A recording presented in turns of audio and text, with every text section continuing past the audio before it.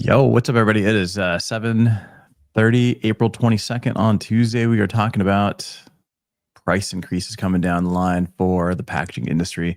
We got our good buddy Corey Connors Good morning, everyone. Thanks for having me. of Sustainable Packaging Podcast. What's up, buddy? Life's good, man. It's Earth Day. Happy Earth Day to everyone. That's right. Get out Although there and recycle. I celebrate every day, and you should too. Yeah, we only live on this planet for our whole lives, so may as well take care of it. There's no planet B. I always thought that was funny. Whoever said that, I don't know who came up with that, but this is it. We get one shot. That's right, man. Our buddy Adam's gone. He's not here today. I can't interrupt him this morning. I think he's playing with his stickers somewhere. That's right. He's got something going on with stickers. So what are we talking about today? We're talking about the price increases. We'll talk about some tariffs. We'll get to it. And then any questions you got, load them on up. If you got questions on yesterday's show or the day before, post them. We'll get to them.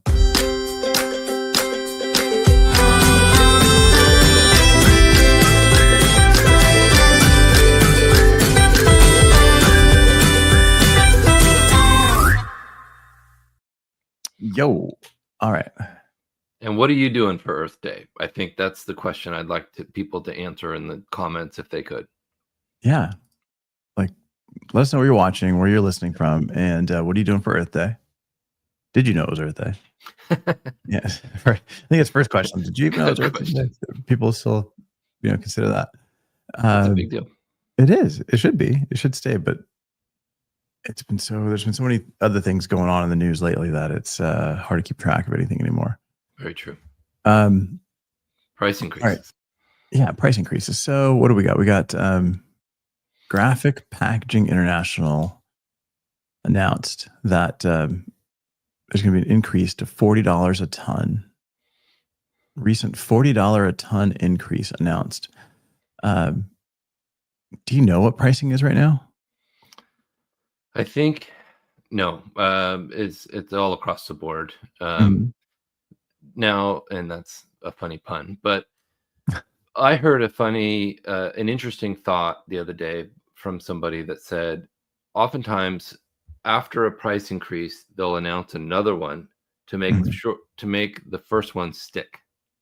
And I thought that was really interesting. Like, okay, we'll only, because $40 a ton translates to about 8%, 6 to 8%, depending on who you are, and of an increase, which is dramatic for a lot of people. And oftentimes that's all the profit margin there is for a corrugated box or for any packaging material. But I think what people are seeing is this knee-jerk reaction of tariffs coming and all these upheaval in the industry and the world economy is really struggling. So, all right. So then how should a brand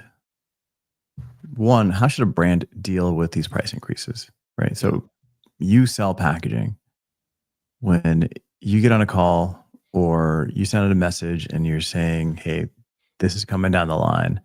Is it this is coming down the line in a few weeks? Let's place your order now to get ahead of those. It's going to be, 8%. Like, let's reduce your packaging to offset some of those costs. Like what's that conversation like? And, and what do people typically do? I think you're exactly right. They're planning ahead. And the idea here is to have a great partnership with somebody that you trust and somebody that will watch this for you and somebody that can truly have your best interest in mind. And if they don't, or even if they do, maybe it's not a bad idea to quote it out and to look around.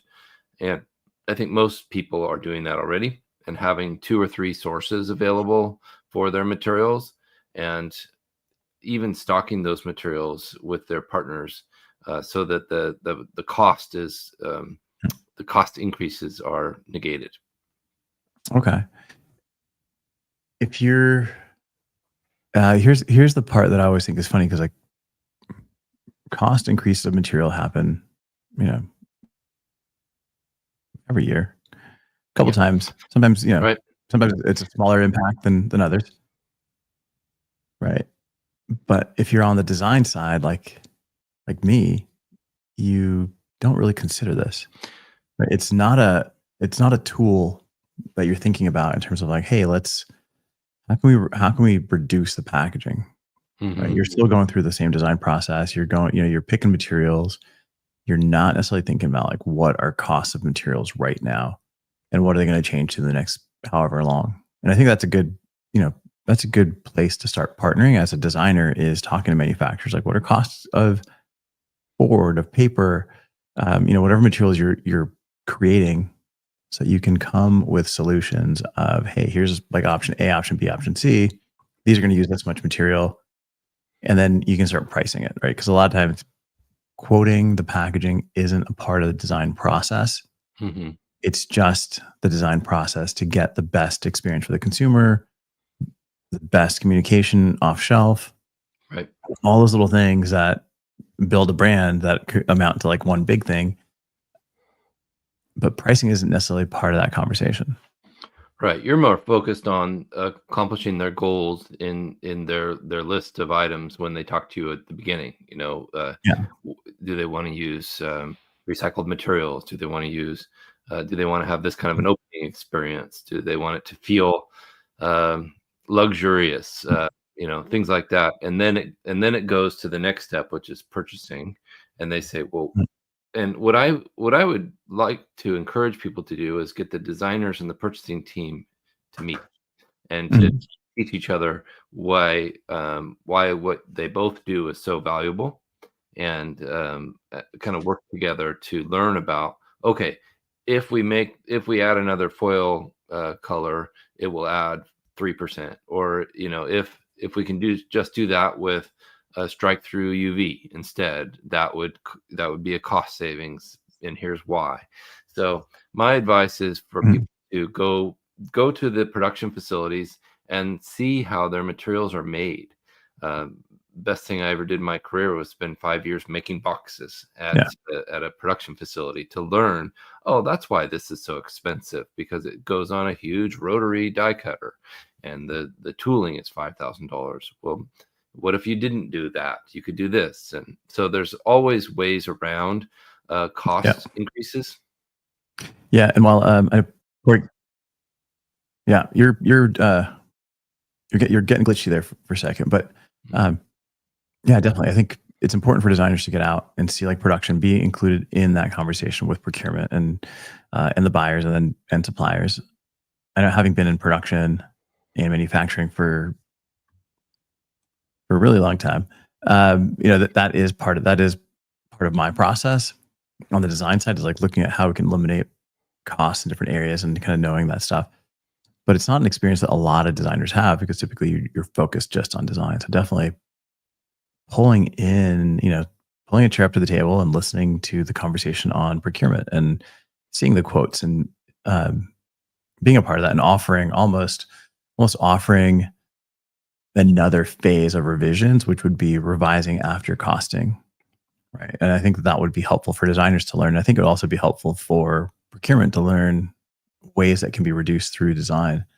But we got Hugh Curtis coming in with GPI is moving away from using third-party pricing indexes, opting instead for internal mechanisms and direct negotiations with customers, shifting the response to inconsistencies between market movements and what is reflected in these indexes.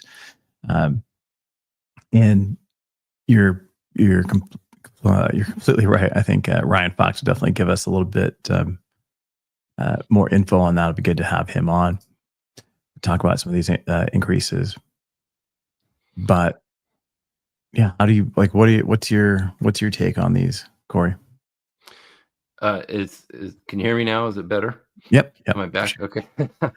Yeah, sorry about that. I think my internet's not the best, but I think this is it's what I talk about every time there's a major change in the market. Is you should have good partners, and if you don't have a good partner, you should look around for a really good partner that will take care of you and go through this to make it the smallest burden possible on your Mhm. company. So that's my advice. Have good people you work with that you trust. people buy from people they trust and they want to work with. Yeah, and Hugh with agreeing 100%, 1,000% with Corey on having those relationships and being able to discuss costing transparently. I know for our team at IDP, we created a program called Design for Absence, which is like we're designing to eliminate packaging, even though we are a packaging supplier. Like it's like how can we eliminate different components that will help bring costs down, reduce materials, reduce waste.